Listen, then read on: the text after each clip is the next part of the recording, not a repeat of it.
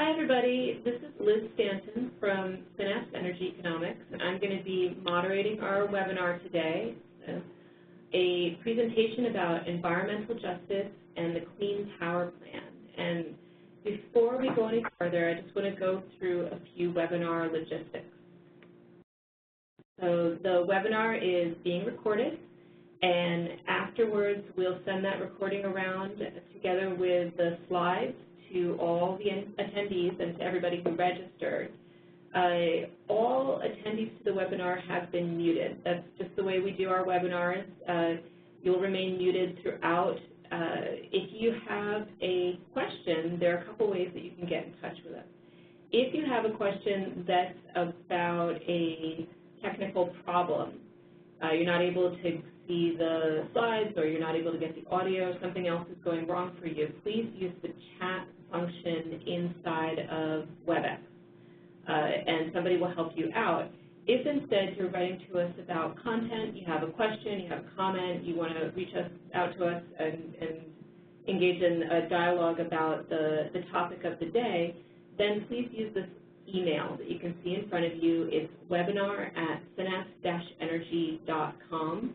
I'll be monitoring that email throughout the presentation, and then after the presenters have had a chance to give their talk, then I'll present those questions to them and give them a chance to answer.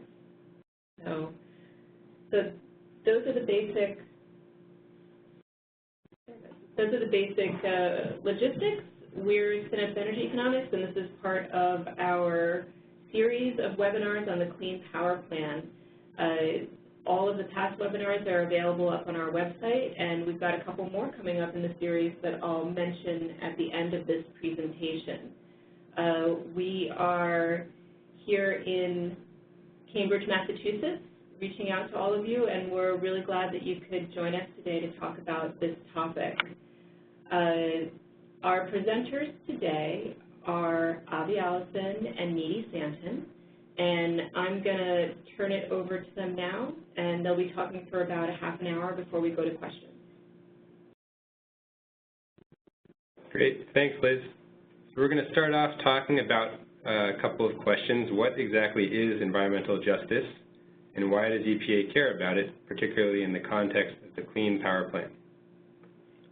Starting with the first question, there are a lot of definitions of environmental justice out there, but the one most relevant to this context, the context of the Clean Power Plan, is EPA's definition, which is, it defines environmental justice as the fair treatment and meaningful involvement of all people regardless of race, color, national origin, or income with respect to the development, implementation, and enforcement of environmental laws, regulations, and policies.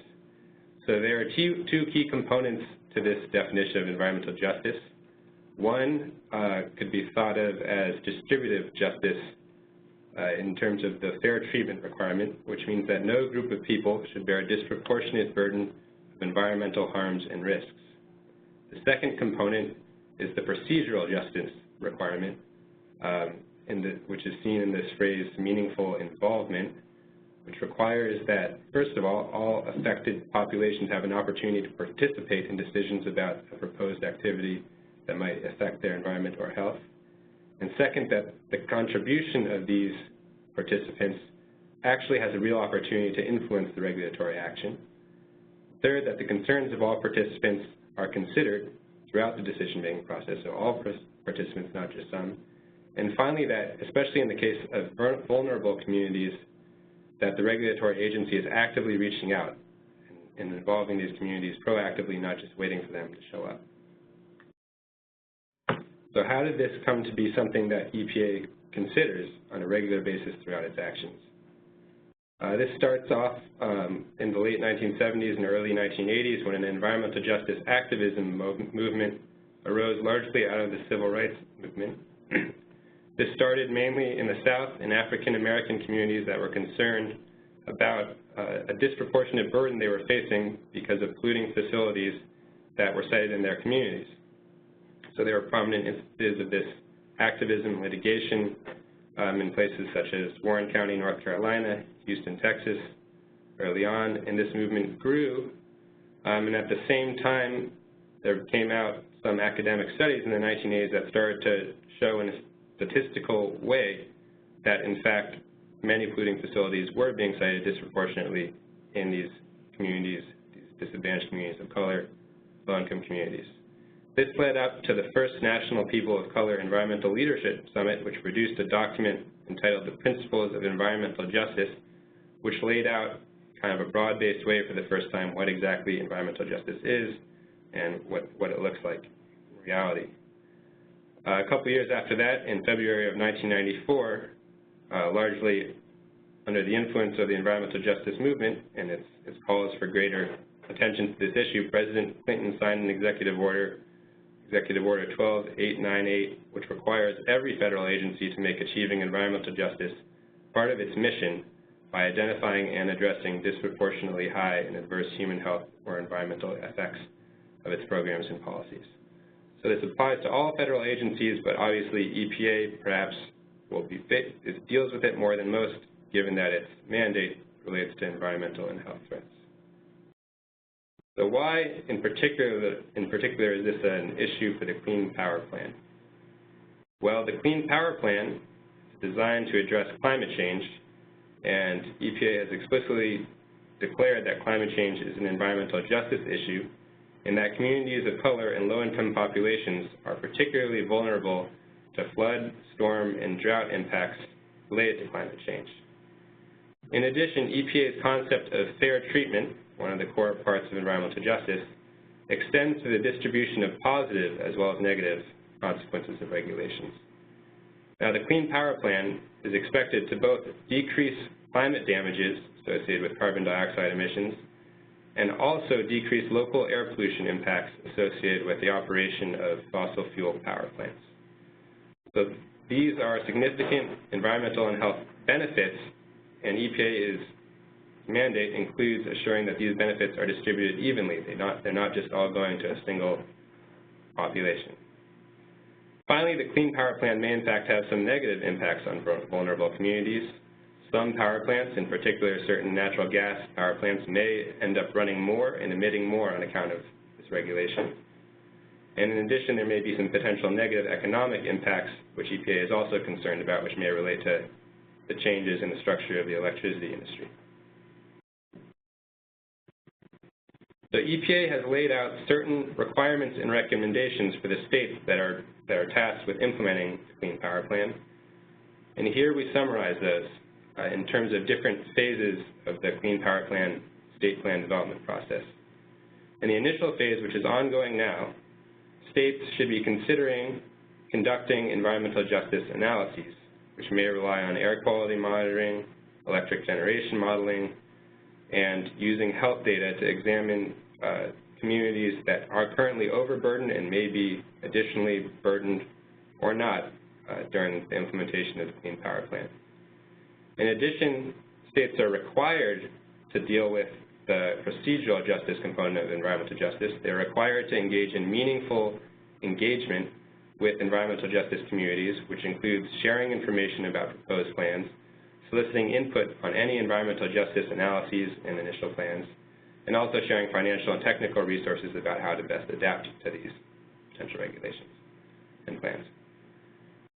This will ultimately lead up to the states submitting initial plans next year in 2016, through which plans, all the state plans must include demonstration of engagement, both descriptions of community engagement to date and methodologies for identification of those vulnerable communities.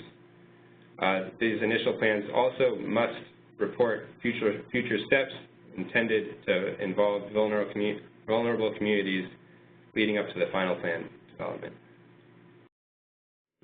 Next, prior to the development of the final plan and the preparation for the final plan stage, states are required to conduct public hearings in which they are strongly encouraged to provide translators so that communities for whom English is not the first language have access to all this information about the plans. And states are also expected to continue outreach, actively engage disadvantaged communities, such as communities of color and low-income populations. Ultimately, any final state plans must include information on any public hearings and how they were made as accessible as possible to vulnerable populations. And once again, to extend, we've discussed this, I believe, in prior webinars. In order to achieve an extension from next year until 2018 to submit a final plan, states must demonstrate meaningful engagement with vulnerable communities.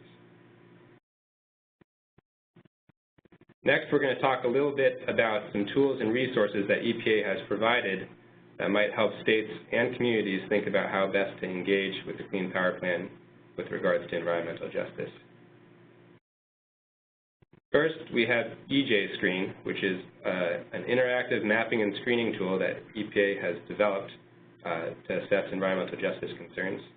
It combines environmental and demographic indicators into environmental justice indexes, which enable the identification of environmental justice areas of concern. It's important to keep in mind this is just a screening tool. EPA emphasizes this in its documentation. It by itself cannot declare a community to be an environmental justice community. It is not the end-all be-all of environmental justice analysis, but it is a good first step for helping to figure out areas of potential concern. EPA has also made public an interactive power plant mapping tool, which allows users to zoom out and view all regulated power plants, all plants regulated under the Clean Power Plan throughout the United States, and also zoom in and look at emissions data for particular units and where those units are located. And EPA combined data from its EJ Screen tool and the power plant location data to provide demographic information on communities located within 3 miles of each regulated power plant. This information is available in an EJ Screening report, which shows, as expected, that the areas around power plants do have higher percentages of low-income populations and communities of color than national averages. We can see here in this chart below, which is taken from that report, that for each one of these states, the percentage of people living within 3 miles of a power plant who are people of color is higher than the people of color population percentage at the state level. So there does seem to be initial evidence, again at a national scale, that communities of color are disproportionately impacted by power plant pollution associated with these regulated power plants. EPA has also, this past summer, released a new document providing guidance, general guidance on considering environmental justice during the development of regulatory actions. So this document largely provides more detailed guidance, some of which has been transmitted already to this webinar, but it does things such as list the core environmental justice questions that any regulator should be addressing when considering a regulation or state climate plan. It identifies information to consider in determining whether there are environmental justice concerns in an area, and it provides strategies for achieving meaningful involvement in reaching that procedural justice barrier. Going forward, EPA has largely passed the buck to states in terms of engaging with communities in environmental justice, but it will continue to provide a supporting role, such as providing training and other resources to help states and communities understand and engage with environmental justice requirements in the Clean Power Plan, providing a catalog of state and local programs that have helped communities to adopt clean energy measures and adapt to a scenario of reduced operation of fossil fuel power plants and increased operation of cleaner energy resources. And finally, EPA has committed to engaging in an ongoing assessment of the environmental justice impacts of the Clean Power Plan. I'm going to pass it on to my colleague, Nidhi Santen, to talk a little bit about one state's efforts around environmental justice. Thanks, Avi. Okay, so for this next section, our goal is to unpack one of the recommended models for environmental justice and community assessments that EPA has indicated in its final rule. Just to mention, Avi had just mentioned this, but we'll indicate the date at the end of the webinar, but EPA has been and is going to be in a couple of days providing a community training on exactly a lot of these issues, where it'll be able to talk a little bit more about its specific recommendations. And so our goal here is to really provide an overview of what CARB has been up to regarding its EJ initiatives and unpack this a little bit for you. So also, it is recognized that individual states are going to have different levels of implementation for some or sometimes all of CARB's activities. Our goal is to talk a little bit about them so that states might be able to start thinking about what portions are relevant to them that they might be able to adopt. There is a wide range of resources on environmental justice and community analyses on CARB's environmental justice website. Specifically their Adaptive Management Plan website. So we've included the link here for those of you who want to go back and dive in a little bit more deeply. A brief timeline on CARB's EJ initiatives, just to let you know that this has been an ongoing issue for CARB that they've been taking very seriously. Back in 2001, well before the proposed cap and trade and greenhouse gas emission reduction rules, the policies and actions for environmental justice were implemented to provide a framework for incorporating environmental justice and the fair treatment of its state citizens into Air Resources Board's programs. And then in 2006, with the proposed AB 32 Global Warming Solutions Act, we see CARB being directed to develop a scoping plan to outline the strategies the state's going to take to meet its emission reduction goals. As part of this scoping plan, then, CARB appoints its first Environmental Justice Advisory Committee. And this advisory committee was very active in developing its initial, the initial scoping plan. Specifically, they were interested in localized air quality impacts. The scoping plan has received an update in 2013, and so the committee was reconvened in 2013. We'll talk a little bit about that in a little while, in a few slides. One of the cornerstones of the scoping plan and implementing AB 32 programs was CARB's development of an adaptive management plan. There's two components of the adaptive management plan, one which focuses on localized air quality impacts, the other one on forest impacts from the U.S. offset protocol, forest offset protocol. We're going to be talking about the localized air quality impacts from its cap and trade program. And so then today, that's what CARB's really been up to right now in terms of its scoping plan. It's continuing to work on the cap and trade adaptive management process design, making improvements to it to understand how to link policy changes to specific adverse impacts in local communities. And they've also initiated a multi-phase interagency project to develop quantitative metrics for these analyses. So this cap and trade management plan, the first bullet I just mentioned before, this is really about focusing on unintended local air quality impacts of the cap and trade regulation that's part of the AB 32 program. CARB wanted to use an adaptive management process specifically because it promoted flexibility in long-range decision-making. Greenhouse gas emission programs are long-term programs, and there was a need to have this be an iterative process of information gathering, review, and analysis, and response. The objectives of the adaptive management plan was really to identify the potential for local emission increases by, in this case, the cap and trade regulation, but we can imagine this as a more general policy, CPP specifically. And then to establish a process for addressing the unanticipated adverse impacts, and also, very importantly, keeping the public and the board itself informed of impacts attributed to the policies.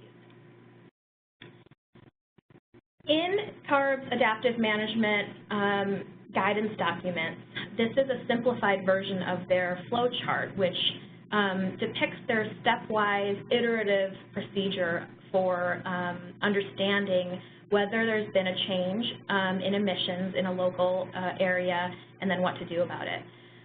This is, the schematic that you see on the screen right now is from a 2011 document, which was their initial the proposed adaptive management plan. There has been an update, and it's a very detailed diagram, so we are sparing you having that on your screen right now, but it's worth taking a look at, so we put the link up on the screen as well. They've made a significant amount of progress in filling in what each of these boxes are doing, and so we wanted to provide that as well.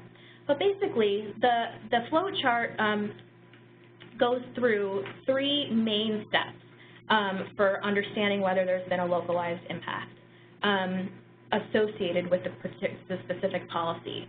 So it begins with, of course, understanding whether monitoring emissions in a local area at facilities. The first question that's asked is there an environmental change in a specific area?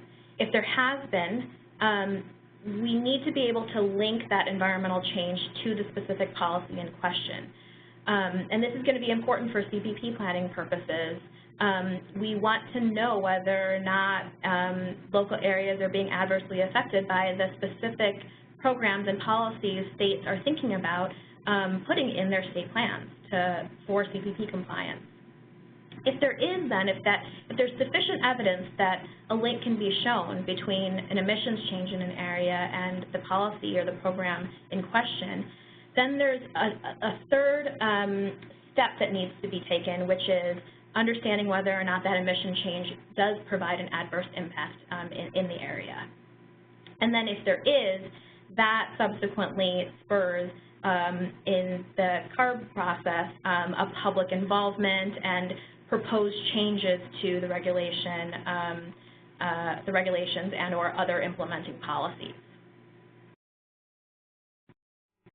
CARB has a specific, this is CARB's community analysis procedure. This is specifically the steps that they use to understand whether or not a change has occurred in a specific area.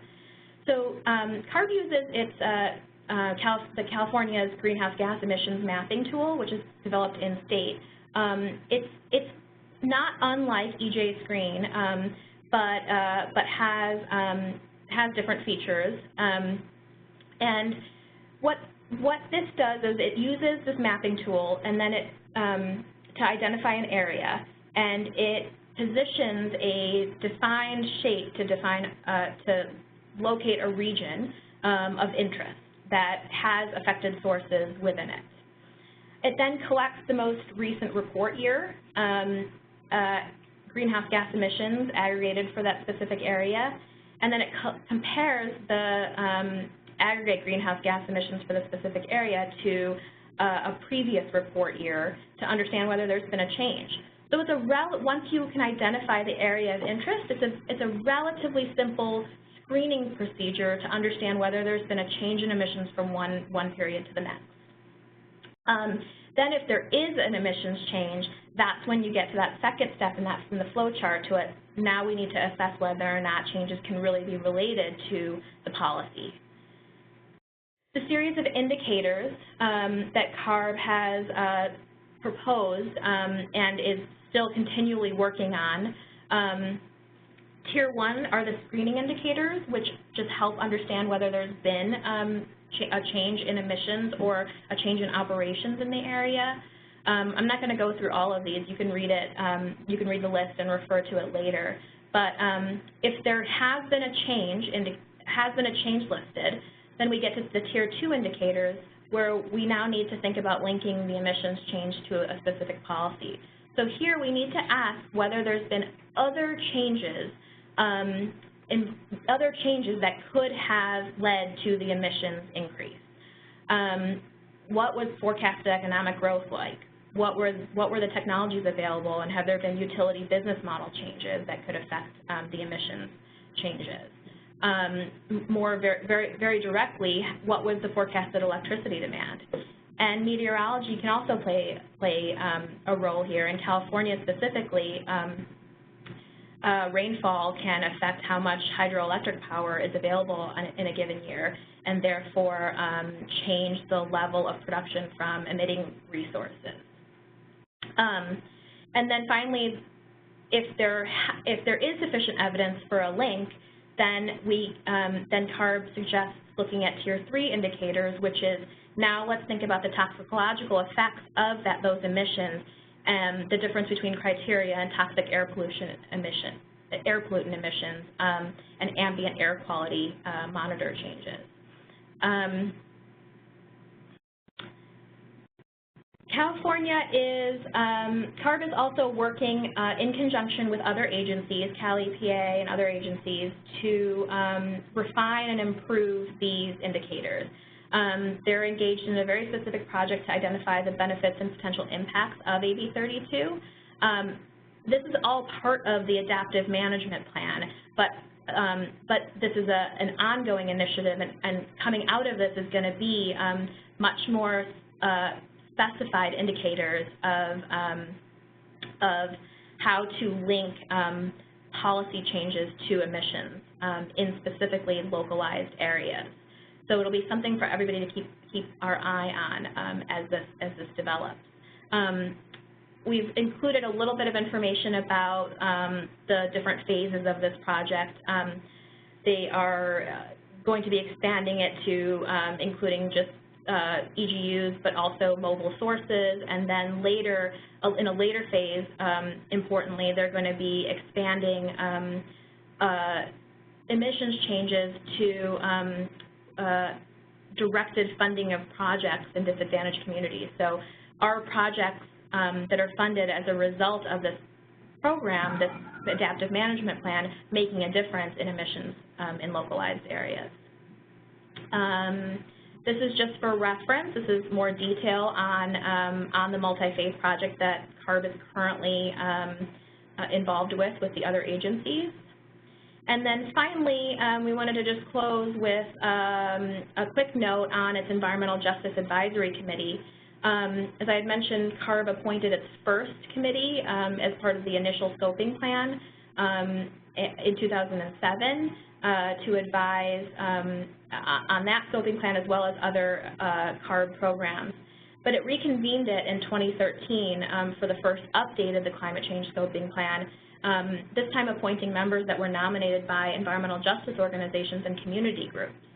The committee has been active, and they've included in their final recommendations to the first update the need for additional monitoring and assessments, longer-term emission reduction targets, increases in energy efficiency and renewable energy in the state, and specifically that associated with financial support for disadvantaged communities to get these resources embedded in their locales. And then we just wanted to give a quick snapshot of who's on the California Environmental Justice Advisory Committee.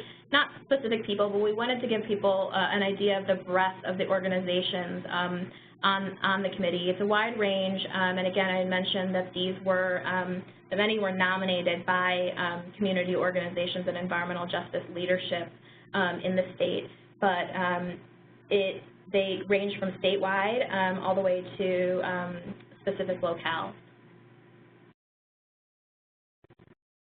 As Abby had mentioned, and then I had mentioned quickly, there are some key upcoming dates EPA has indicated for input. First, on December 15th, there is a deadline for a docket submission for comments for the CEIP.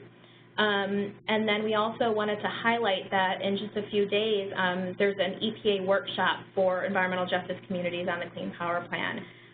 The registration information is available there, but people are able to participate in this workshop in person or remotely. And hopefully we'll be able to have a chance to ask questions and get some more specifics on recommendations for CPP planning. I think that's it for CARB. I'll turn this back over to Liz to talk a little bit about Synapse's resources and close. Great, thank you, both of you, for that great presentation. We've had questions coming in while you were speaking, and I'm going to be asking those of you in just a moment. There I think that we will have time to answer more questions than what I've received so far. So for the attendees, if you have additional questions, please go ahead and send those to me now at the webinar@synapse-energy.com address. Just a few words about Synapse resources. We provide all sorts of resources to different kinds of advocates, environmental advocates, to consumer advocates, to government agencies. We're doing modeling of Clean Power Plan, and there's an image from that you can find out more information about on our website. We've also produced a lot of published resources that are available up on our website. 2 new resources came out today. One is a fact sheet that is about environmental justice and the Clean Power Plan. So there's a URL right here. You can also get to that by just going to the Synapse website. We also today released our handbook on the final Clean Power Plan, and this is a resource that we had put together for NSUCA, for consumer advocates, but it's something that can be useful to lots of different groups, and that is also available up on our website, along with a lot of other tools and other information that we've written. One other resource that I'll mention is that we have a public tool that you can download from our website and use back on your own computer. It requires some knowledge of who the different actors are in the electricity sector, different power plants, and so forth, but it's something that you can do yourself and experiment with and see for your state what does it look like to come to a compliant plan with the Clean Power Plan. All right. Oh, we have one more here, sorry. And that is our upcoming webinars in this series. So next week, we're going to be having one on energy efficiency in the Clean Power Plan. We'll also, on the same date, on December 15th, be releasing a report and a fact sheet about energy efficiency in the Clean Power Plan. To hold you until then, we yesterday or the day before released a blog post about energy efficiency in the Clean Power Plan that you can see up on our website. And then in early January, we're going to be releasing the results of a modeling project that we're engaged in right now, and that is going to be estimating the utility bill impacts for customers of the Clean Power Plan. So we'll be talking about that more in January. So let's launch into some questions for Avi and Needy. The first question that I have is, can you some of the people that are on the call here will know more or less about this, but can you just give a little background and explain when EPA says 2 things, when it says minority and when it says low income, what are the definitions, how are they defining those terms? Sure. So when EPA says minority populations, it basically means non-white population. So it's inclusive term that includes African American populations, American Indian populations, Alaska Native, Asian American, Hispanic, Latino, basically all of the groups in the census that are not non-white groups are included in that term. Low-income populations is actually a more complicated answer because there is no set definition that EPA uses. It provides in its documents a variety of potential ways of thinking about low-income populations. For its EJ screen report, it defines low-income as everyone who makes less than 2 times the federal poverty line. So it can be defined in relation to that federal poverty line. It can be defined in relation to average household income, or it can be defined in relation to an array of socioeconomic characteristics, including education and health status. So it is a more loosely defined term, but there are solid examples of ways to operationalize that. Okay. And another question is about just explaining a little bit more, thinking about the Clean Power Plan and the impacts that it will have. can you talk a little bit about what are the kinds of health impacts that would be associated with the Clean Power Plan?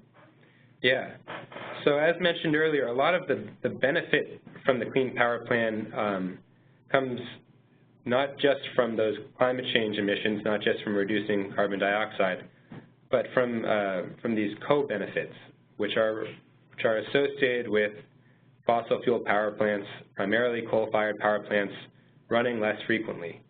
These coal-fired power plants produce certain emissions, most prominently sulfur dioxide and oxides of nitrogen, which have impacts that can lead to heart disease, increased lung disease, respiratory diseases, all of which produce greater hospital visits, all of which lead to premature mortality. And these significant health impacts will be reduced under the Clean Power Plan. Okay, thanks. The next couple questions that I have are about what CARB is doing and what we can learn from that. So first, can you walk us through just if there is some kind of adverse circumstance that is identified in California with respect to environmental justice, what do the CARB's policies and procedures tell us about what are the actions that will then be taken in response? Yeah, sure. So we didn't spend a whole lot of time on that back arrow in the flow chart, but if we were to look at it again, we can see that. Should we go back to it? We can go back. Responding to the adverse impact is definitely in their guidance, and their suggestion is to initiate a public process, which then is, and then present this proposed response, which can be anything from additional regulatory requirements to layer on top of the policy in question that is, that has sufficient evidence that it's causing an adverse impact. It can be suggestions to coordinate with other agencies to provide incentives, for example, for energy efficiency or other kind of relief activities within the communities that are being affected. It could also involve proposals to modifications of the original regulation even. But these are the types of things that are indicated by this box, where we're presenting a proposed response to the board, and then the board, after assessing it, implements that response. Those are the types of responses that we're talking about. Okay, and I have just a quick question on the slide you're on now, slide 21, and the question was, I hope it's the right slide, if not, it's right before or after it. Can you explain the term change in forest practices? Is that from this slide, or? Change in forest practices. Well, so that might, let's see, where is it? I'm gonna look at it. Oh, right. So this is from slide 21. This is from this large oval that begins the flow chart. I had mentioned earlier that the CARB's adaptive management plan focuses on two main areas that were brought up in the public comments to AB 32 programs. And related programs. One of them is the cap and trade regulation, and it's about how to identify localized impacts from cap and trade. The other one is forest impacts from the U.S. Forest Offset Protocol. So this is a snapshot of their flow chart, and the changes in forest practices is meant as a remnant because this was a snapshot from the guidance document that dealt with both of those issues. So sorry for that confusion. That's why it's in there. I suppose if there are the way this would be related to CPP is in state planning. If we're extending to state practices that are not specific EGU related, emission changes. state measures, for example, if there are out-of-sector programs and policies, don't discount changes in forest practices if that is part of a CPP compliance plan. But the reason why it's in here is because it's a remnant. Got it. Okay. And another quick CARB question. So does the EPA suggest what specifically in and among the CARB's initiatives, what states should and should not do? I mean, EPA is mentioning CARB to us as an example, but is there more guidance to that than that? Or? No, not right now, and we do want to be very explicit about that. EPA is saying that this is a good example of what a state is doing about issues that are specific to that state. There are generalizations that can be made from it that could be very helpful for individual states, but I think what we wanted to relay to everyone is what CARB was up to, because I think that individual components of CARB's planning, and specifically their adaptive management process, can be very applicable to individual states. We think that what would be really useful, if states haven't already done it, is if the CARB process does look like a good model that could be used in their state, to do sort of a preliminary analysis of what components is the state currently doing that's similar, and then what kind of holes might this model fill in if there's additional things that are needed. Mm-hmm. Okay. This is a question really for both of you. So thinking about all the resources that we have at hand here. So we have what EPA has put forward about telling us what the requirements are for EJ with regards to the Clean Power Plan. They've given us some resources to use. They pointed us to the CARB example, and there's a whole set of resources to be found there. So looking at those resources, what in all of that can tell us proven techniques for engaging with vulnerable communities, or how do we overcome barriers to participation? What sort of things are the opposite of proven techniques and should be avoided? What in those resources can help with questions like that? I would say that EJ guidance document, that general document that was referenced earlier, and we'll head back towards that slide, that is the most comprehensive source of information on those kinds of questions. Mm-hmm. It lists out, I think in a fairly clear fashion, strategies for achieving meaningful involvement, as was mentioned earlier, the important questions to be asking, the important information to be gathering, and the critical ways of reaching out. Some of which are mentioned also in the final rule and were brought out in the recommendations and requirements slide, such as a key one is providing translators, especially in areas where you know there are communities for whom English is not the first language and they're just not going to be able to tune in at all if they don't have that information.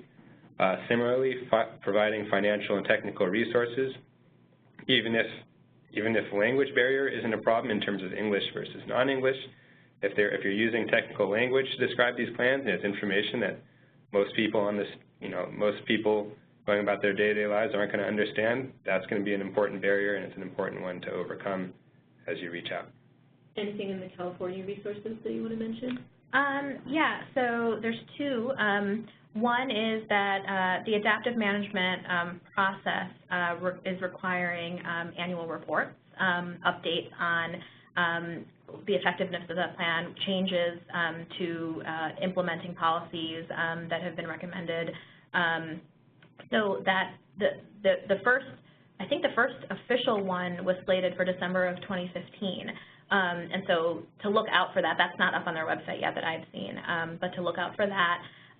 Additionally, the Environmental Justice Advisory Committee was meeting either yesterday or today, and they have a series of, on their website, they have a series of slides and their agenda for the discussion, and so, and I believe that their resources after their meetings are public and are available. So definitely keep the California Air Resources Board's Adaptive Management Plan website and Environmental Justice Advisory Committee's website. They're one and the same, but they're two specific websites. Have a lot of useful information about very current things that are happening. Okay, that's helpful. I have a question about California. Isn't California unique? I think the question that I want to ask here is California really a useful example for the rest of the states?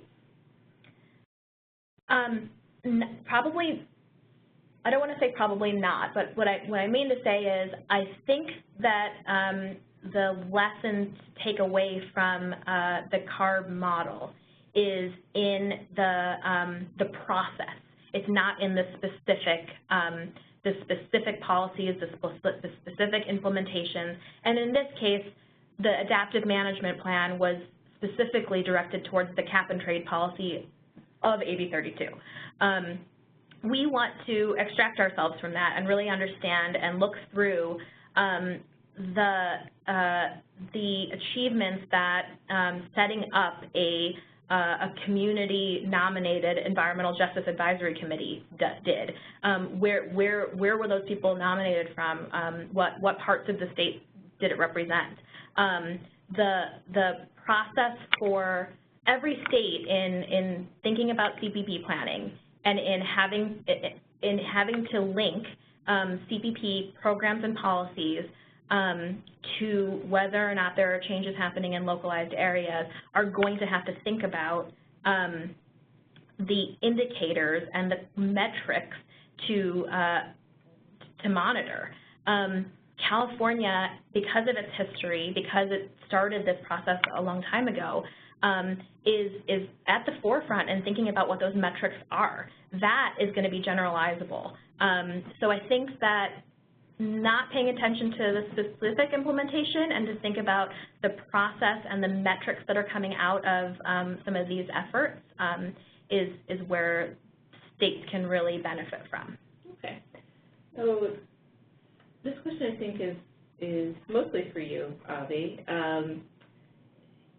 When EPA is thinking about disproportionate effects, the disproportionate impacts on EJ communities, is there a list of what is and is not an impact?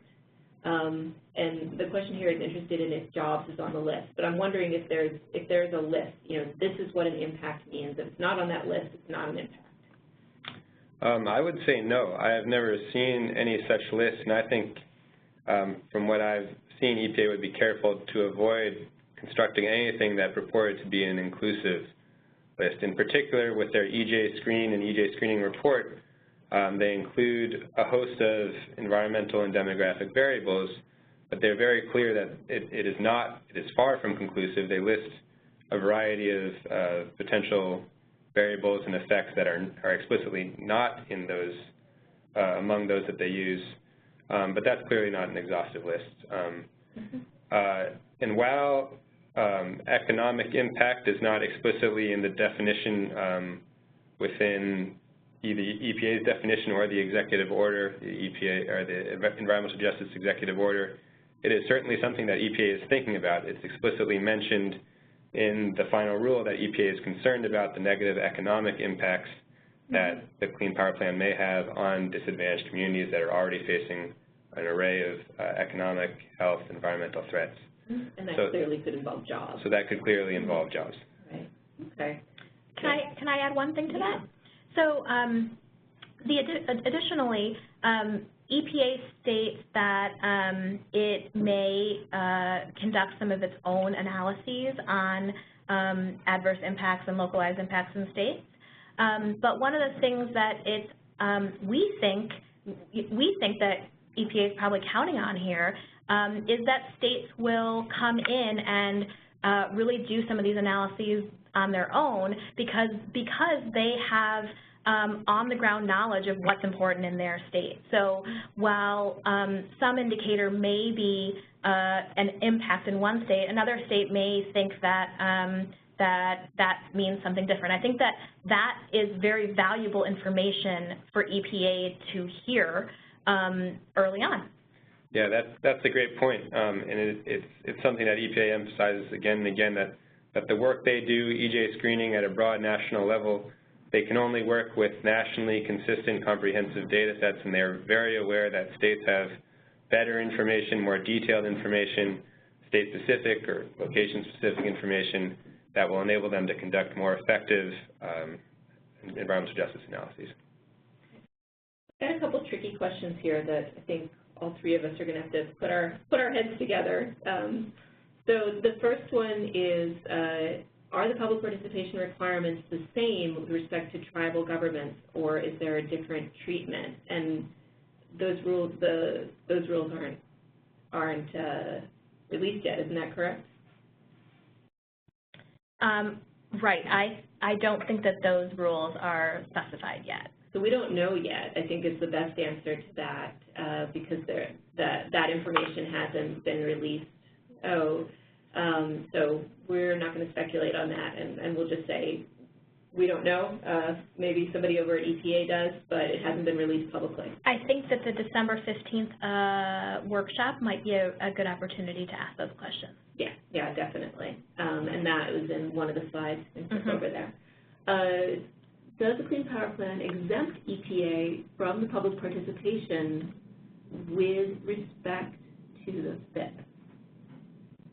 So I'm going to interpret this to mean that if you're FIP'd, which means that you have either not submitted a plan or you've submitted a plan that the EPA does not accept as being a plan that will lead to compliance, you will have a federal implementation plan given to you to comply with.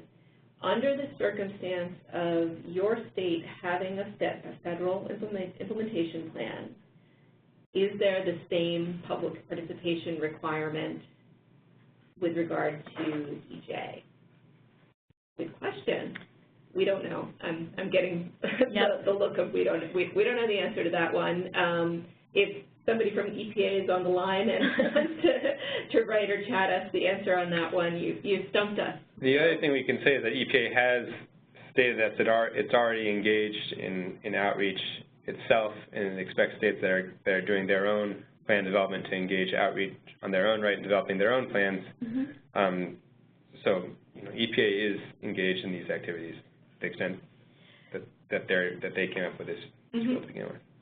There's also, in terms of requirements for modeling and CO2 compliance demonstrations, that's very clearly, we do know that there are reduced requirements for what states need to submit if they're FIP'd, for example, because that's going to be one of the questions. Right. Yeah. But in terms of the public participation, that's a very good question. Yeah. So we're stumped. We're going to put up the slide that has the EPA webinar or community session for people to ask these great questions that we don't know the answer to. Next couple of questions are related to CARB. So within the CARB Adaptive Management Plan, what's the timing for the monitoring and reporting and implementing changes? What's the time scale? That's a good question, too. So there's a series of questions here that are about the same topic, looking for a little more detail with CARB's Adaptive Management Plan, kind of what's the timing for it, how often is community input sought, how are communities made aware of the monitoring data, how often is community health data solicited to determine if adverse health effects are occurring.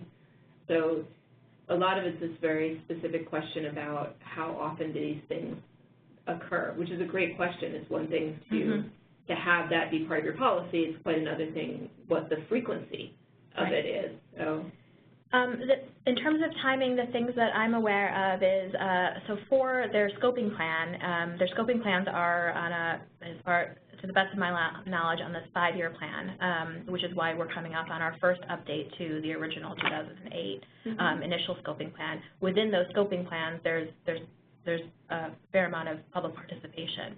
But then in terms of its ongoing adaptive management, I think it might be as frequently as annually, because their reports to the updates that they're making to their programs are annual. And so I believe it's annually, but I would have to check into that. So you're saying tentatively on the annual, and that you're gonna check in more to that. Sure. And if anybody on the line is from California and wants to write us with the confirmation of that answer, that's helpful too. Here's a attendee writing in to say that it appears that the EJ component of Clean Power Plan is mostly procedural in terms of mandating more outreach to EJ. Is there anything more to it than that? Are there any more rights in the process to EJ community? Is it just these procedural elements? So it is true that, as discussed earlier, there are these two components of EJ, the distributive and the procedural components, and both are referenced extensively in the final rule, but the procedural requirements are the ones that seem to have a requirement behind them. They really say you must engage in meaningful engagement and outreach and so forth. And EPA strongly encourages states to engage in actual analyses of the distributive impacts, but those states are not required to engage in those further analyses building upon EJ screen and so forth. The only other thing is that EPA has said that it will evaluate environmental justice impacts going forward. So those are the actual impacts beyond procedural involvement.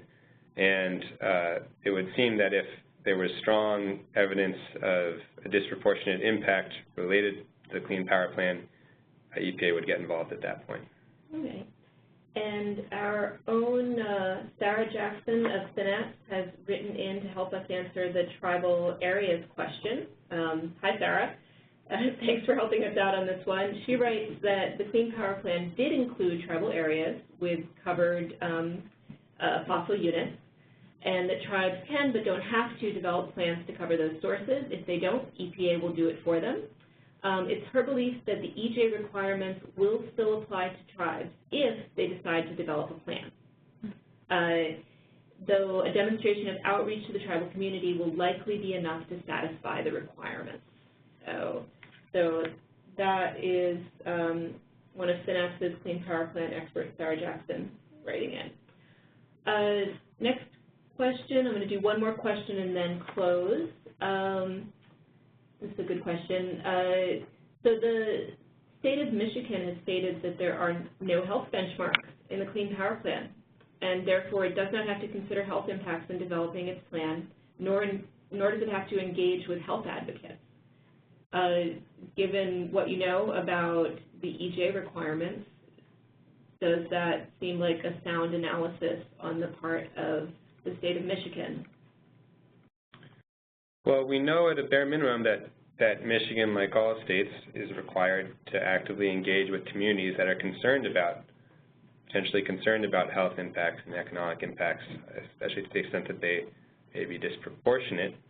And to the extent that a state completely ignores health impacts and goes ahead as if there's no concern about them, if for whatever reason the plan ends up causing disproportionate health impacts on one community or another, and there's any evidence of that, that could lead to problems down the road. So that would be a risky way of thinking about it, I would say. So Michigan, to comply, will have to engage with the EJ community. Yes. So does it specifically have to engage with health advocates? No, but in engaging with EJ communities, I think it would be hard for it to pick and choose and say we're only engaging in EJ advocates that are not health advocates or something like that. No? Yep. Did you want to say something? Yeah, just to add, I think I mentioned this a little bit before, but just that EPA has stated that they're planning to do their own versions of some of these analyses, and to the extent that then EPA comes back and does include health impacts in its analysis of, for example, the state of Michigan's Clean Power Plan, state plan, then, and there's a discrepancy between what the state decided to do early on and what EPA may do in the future, that points to this risk that Abby and Liz just mentioned. Yeah, it's a risk. So I'm going to wrap it up, which is the last slide. And thank you all for your questions. I know there were some questions that we didn't get to. If you still have a question and would like to have us go back and forth with you, talk to you about that in email, please write it again. So we're not going to go back in time and go to questions that we did and did not answer and respond to them now via email. But if you'd like to write to us again, you can write to the webinar address. You can write to any of our emails that you're seeing up in front of you right now. We're happy to write back and forth with you and to help you answer some of these questions. So please check in with us, and we hope to have you join us again next week for our EE, for our energy efficiency and the Clean Power Plan webinar. Thanks so much.